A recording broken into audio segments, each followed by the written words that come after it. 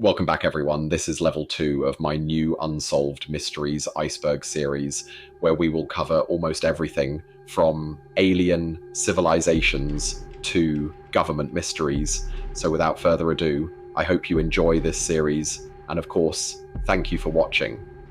20th Century Limited Train. The 20th Century Limited was more than just a passenger train. It was a symbol of luxury, speed, and the pinnacle of American rail travel.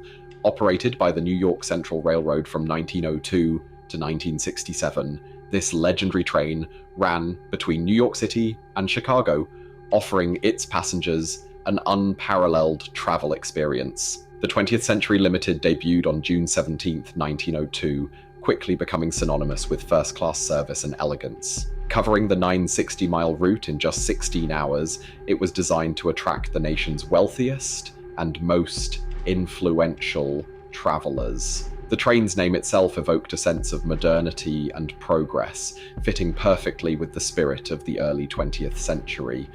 The train was famous for its red carpet treatment, which is where the phrase red carpet treatment originated.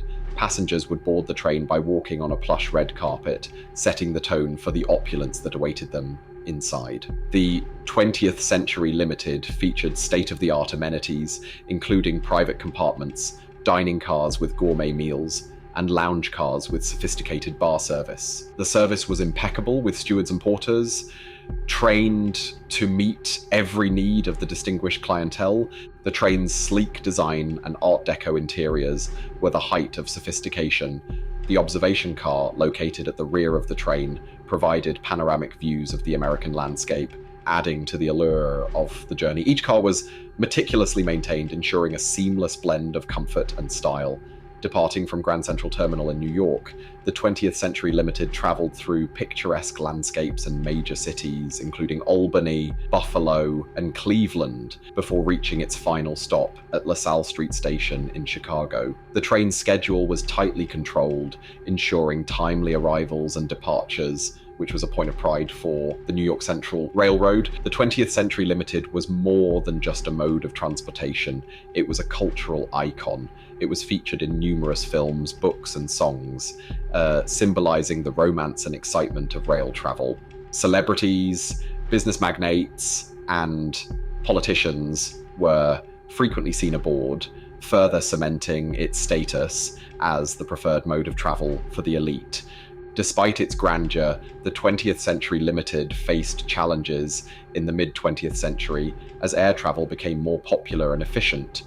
The rise of the automobile also contributed to a decline in passenger numbers. In 1967, after 65 years of operation, the train made its final run. The legacy of the 20th Century Limited endures, celebrated by rail enthusiasts and historians as a golden era of American rail travel. Its influence can still be seen in the design of modern luxury trains and the continued allure of train travel as a nostalgic and elegant experience. Jack the Stripper. The chilling tale of Jack the Stripper centers around a series of unsolved murders in London during the early 1960s. Named for his eerie similarity to Jack the Ripper, this unidentified serial killer terrorized the city by targeting vulnerable women, most of whom were involved in prostitution. Between 1964 and 1965, 6 bodies were discovered, all in or near the River Thames. The victims were stripped of their clothing, which led the press to dub the killer Jack the Stripper. These gruesome discoveries caused a media frenzy and widespread fear, reminiscent of the terror felt during the reign of Jack the Ripper decades earlier. The victims of Jack the Stripper were all found in various states of undress, and their bodies bore signs of violence. The first known victim was Hannah Tailford, whose body was found in the Thames near Hammersmith in February 1964. Tailford, like the other victims, had been strangled, and her missing clothing suggested a sexually motivated crime. The subsequent victims, including Irene Lockwood, Helen Bartholomew, Mary Fleming, Frances Brown, and Bridget O'Hara, all met similarly tragic fates. Despite extensive police investigations, the true identity of Jack the Stripper remains a mystery. The police interviewed thousands of suspects, and the case was one of the largest manhunts in the history of the Metropolitan Police. However, no definitive evidence ever led to the capture of the killer. Several theories have emerged over the years regarding the identity of Jack the Stripper. One prominent theory suggests that the killer was Mungo Ireland, a security guard who worked near the crime scenes and committed suicide in 1965, leaving behind a note that some interpreted as a confession. However, this theory remains speculative, as there was no concrete evidence linking Ireland to the crimes. Other suspects included convicted criminals and individuals with violent pasts, but none could be definitively proven to be the killer. The police were stymied by the lack of forensic technology available at the time, which made it difficult to gather and analyze evidence that could have identified the perpetrator. The case of Jack the Stripper remains one of the most intriguing and disturbing unsolved mysteries in British criminal history. The killer's ability to evade capture, despite the intense scrutiny of the police and media, adds to the dark allure of the case. Today, it stands as a grim reminder of the dangers faced by vulnerable individuals and the challenges law enforcement can encounter in solving such heinous crimes. The Texas death camps. The Texas death camps, a grim moniker attached to a series of unsolved murders in the Texas killing fields, have left a haunting legacy etched into the annals of Texan history. Situated along Interstate 45 between Houston and Galveston, this desolate and swampy expanse became infamous as a macabre dumping ground for the bodies of numerous young women and girls during the tumultuous decades spanning from the 1970s to the 1990s, transforming it into one of the most notorious crime scenes in Texas law. The victims, predominantly young women ranging from their teens to early 20s, were often reported missing from nearby urban areas before their remains were tragically discovered amidst the remote fields. However, the challenging terrain and the advanced decomposition of the bodies presented formidable obstacles to investigators, thwarting their efforts to procure crucial forensic evidence vital for solving these heinous crimes. The somber saga of the Texas death camps commenced with the disappearance of Colette Wilson, a 13-year-old girl, in June 1971. 5 months later, her remains were unearthed, marking the inception of a harrowing series of discoveries. Shortly thereafter, the bodies of Rhonda Johnson and Sharon Shaw, two teenage friends who vanished in August 1971, were discovered in a nearby bayou. These early tragedies heralded a dark and distressing pattern of disappearances and murders that would plague the region for years to come. Among the most heart-wrenching cases was the abduction and murder of Laura Miller in 1984. Laura, a 16-year-old girl, vanished while innocently walking to use a payphone. 17 agonizing months passed before her remains were uncovered in the killing fields. Devastated by the loss of her daughter, Laura's mother, Tim Miller, founded the Texas Equisearch Mounted Search and Recovery Team, a valiant effort dedicated to locating missing persons and pursuing justice for victims. Equally chilling was the case of Crystal Jean Baker, a 13-year-old girl abducted, raped, and strangled in 1996.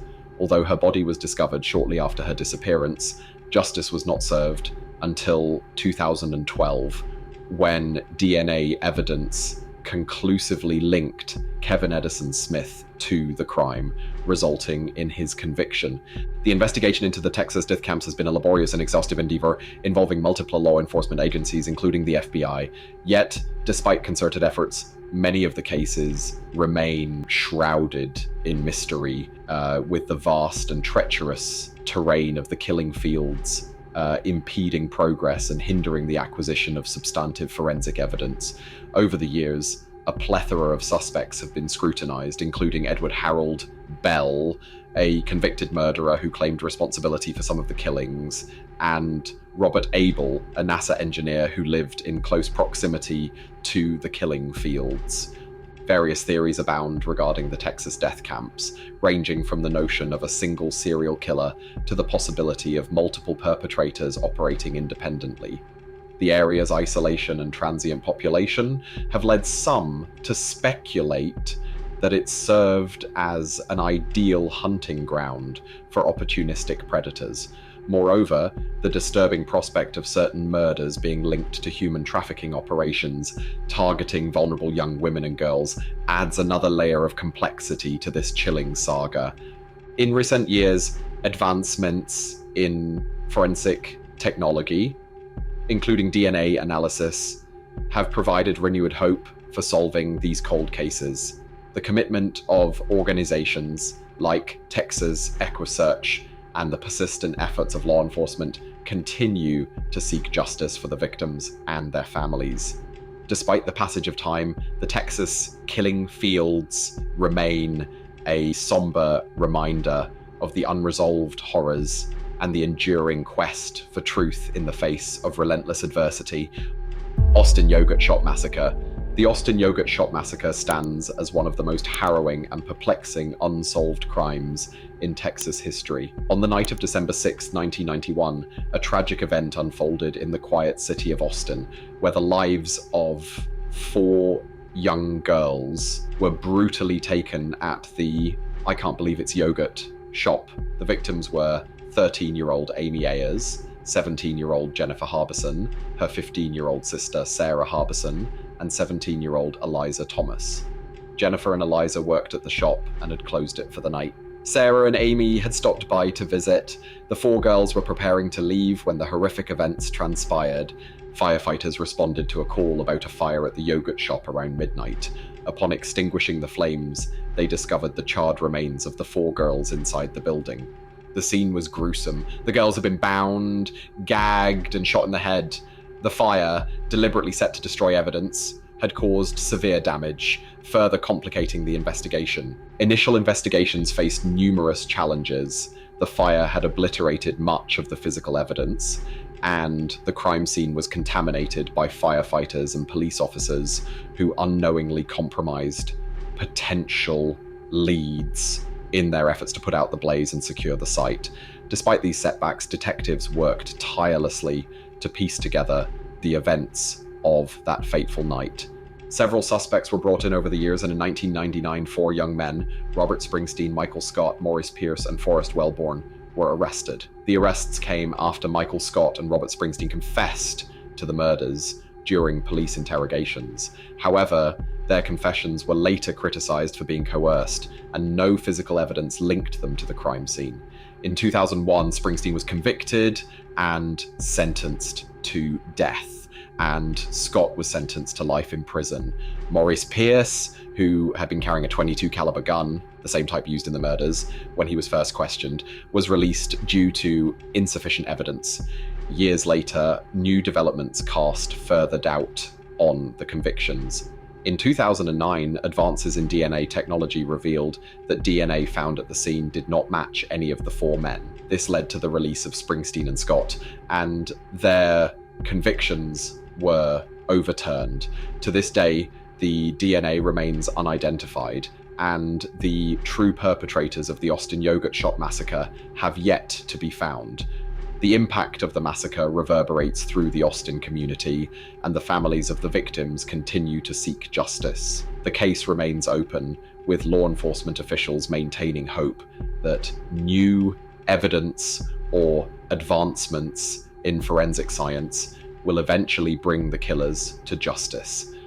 The story of the Austin Yogurt Shop Massacre is a stark reminder of the brutal and senseless violence that can shatter lives and communities, leaving a lasting legacy of pain and unanswered questions.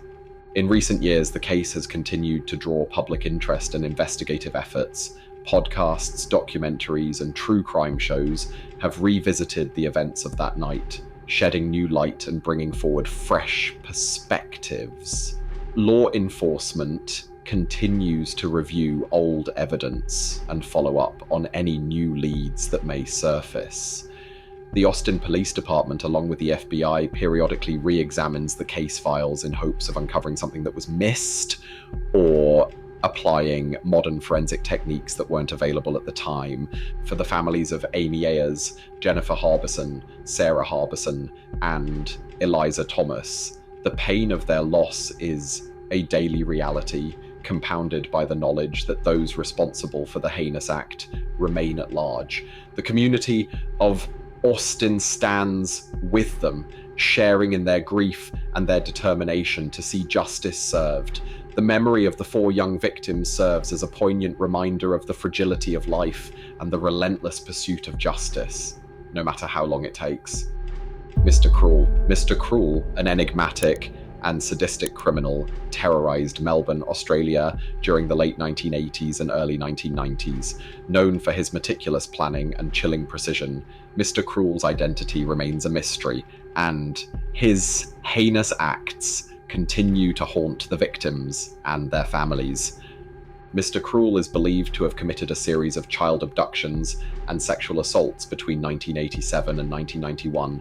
His modus operandi was characterized by an alarming level of preparation and control. Wearing a black balaclava and armed with a knife or gun, he would break into homes at night, subdue parents, and abduct young girls, often leaving behind cryptic notes or warnings to mislead authorities.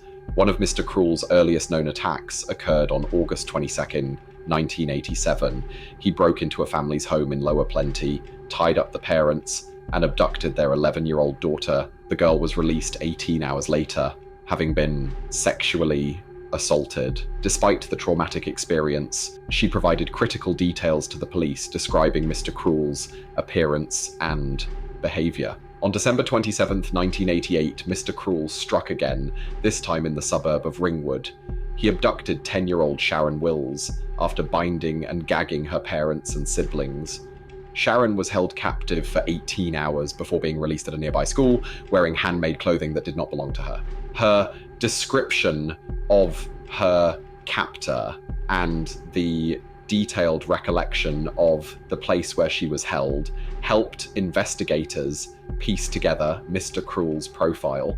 The most notorious of Mr. Cruel's attacks occurred on July 3rd, 1990, when he abducted 13-year-old Nicola Linas from her home in Canterbury.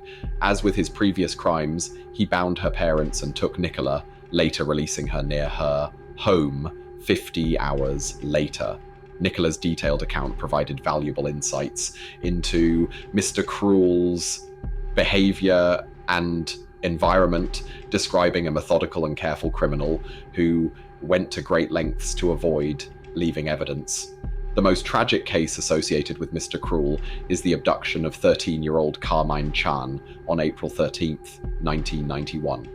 Unlike his previous victims, Carmine was not returned home. Her skeletal remains were discovered a year later in a landfill, with evidence suggesting she had been shot in the head. Carmine's murder marked a devastating escalation in Mr. Cruel's crimes and intensified the public's fear and outrage. Despite a massive police investigation, Mr. Cruel's identity remains unknown. Over the years, numerous suspects have been investigated, but none have been conclusively linked to the crimes. The case remains one of Australia's most notorious unsolved mysteries. In the years following the attacks, police launched Operation Spectrum, a task force dedicated to capturing Mr. Cruel. Despite extensive efforts, including reviewing thousands of suspects and public appeals for information, Mr. Cruel's identity eluded authorities. The investigation was hindered by the meticulous nature of Mr. Cruel's crimes. He left behind minimal forensic evidence and carefully planned his abductions to avoid detection. The enduring mystery of Mr. Cruel has left a lasting impact on the community and the families of his victims. The trauma inflicted by his crimes is compounded by the lack of closure, as justice has never been served.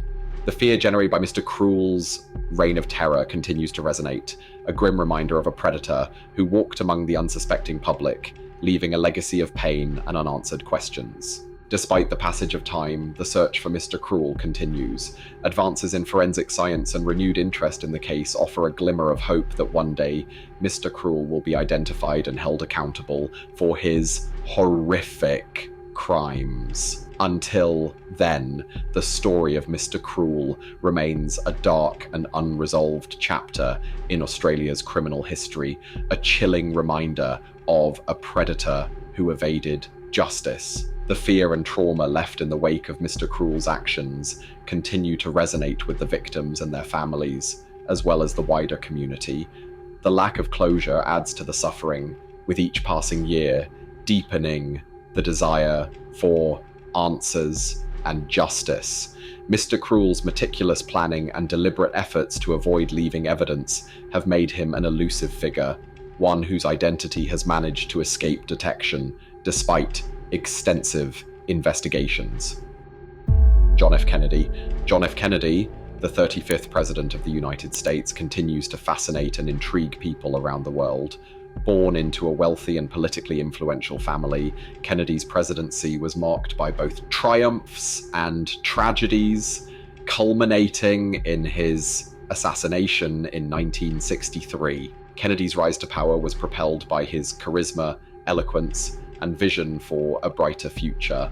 Elected as the youngest president in American history in 1960, he promised a new era of progress and prosperity, inspiring millions with his youthful energy and idealism. During his presidency, Kennedy faced a series of challenges, both domestic and international. He navigated the complexities of the Cold War, confronting the Soviet Union in the Cuban Missile Crisis, and advocating for civil rights in the face of entrenched racism and segregation at home. Kennedy's leadership during the Cuban Missile Crisis is widely regarded as a defining moment of his presidency.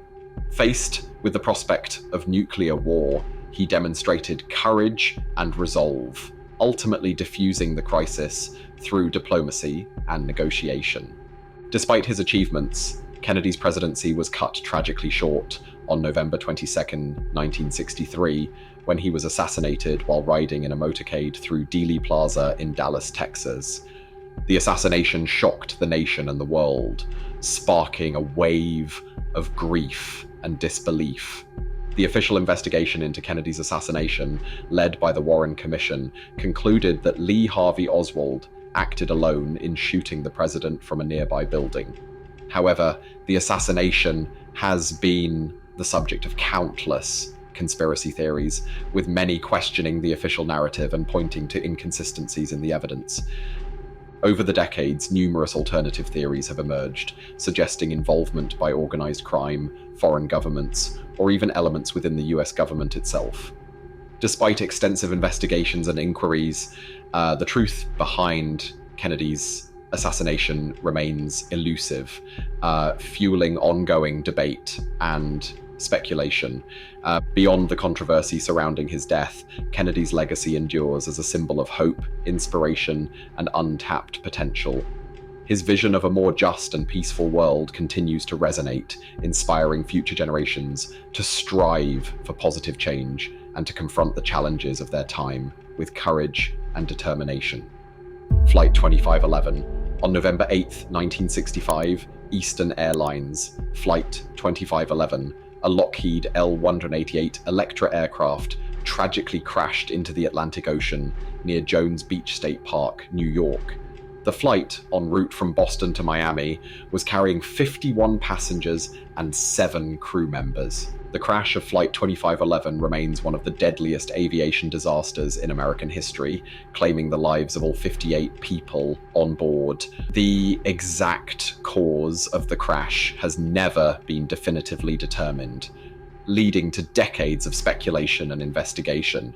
Eyewitnesses reported seeing a bright flash of light in the sky shortly before the aircraft disappeared from radar. This, coupled with reports of an explosion and debris scattered across the ocean surface, initially led investigators to suspect a possible terrorist attack or mid-air explosion. However, subsequent analysis of the wreckage and examination of the flight data recorder revealed no evidence of an explosion or external sabotage. Instead, investigators focused on mechanical failure or pilot error as potential causes of the crash. One theory suggests that a structural failure in the aircraft's wing may have led to the crash.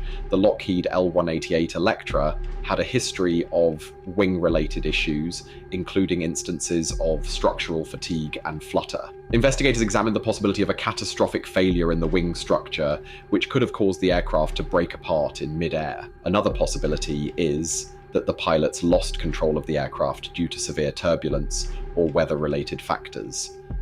Flight 2511 encountered rough weather conditions as it flew over the Atlantic Ocean, including strong winds and thunderstorms. Investigators considered the possibility that the pilots struggled to maintain control of the aircraft in adverse weather conditions, leading to a loss of altitude and eventual crash. Despite extensive investigation and analysis, the exact cause of the crash of Flight 2511 remains unknown. The tragedy shook the aviation industry and prompted reforms in aircraft design, maintenance, and pilot training to enhance safety and prevent similar accidents in the future.